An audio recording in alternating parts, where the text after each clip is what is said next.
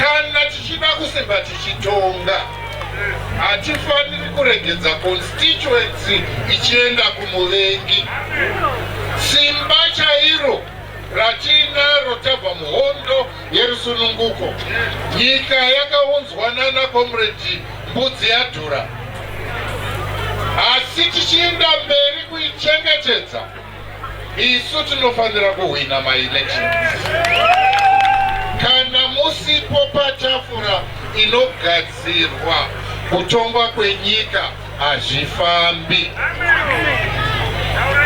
Takabudirira kuwana 2/3 yaidiwa kuNational Assembly nekuti isu seZANU-PF tine masiti akawanda kudarika mamwe mapati.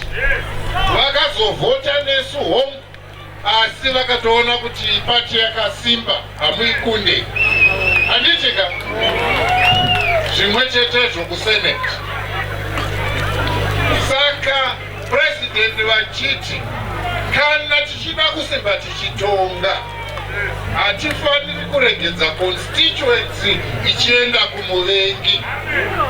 Simba chairo ratinaro tabva muhondo yerusununguko, nyika yakaunzwana naComrade Mbudzi yaDhura. Asi tichienda mberi kuichengetedza, isu tinofanira kuhwina ma-elections. Manzwa PC pano vachitaura kuti president iko zvino vaakuzovhoterwa nema-MPs muparliament. Zvino tinoda here kuti kuZone 2 tiite 0 out of 6. Saka iko zvino tatova pabasa rakadarika ratanga tiinaro kare.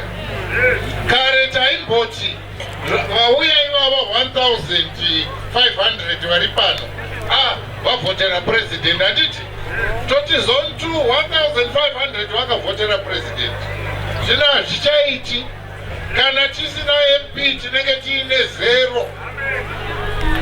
Saka panoda kushandwa.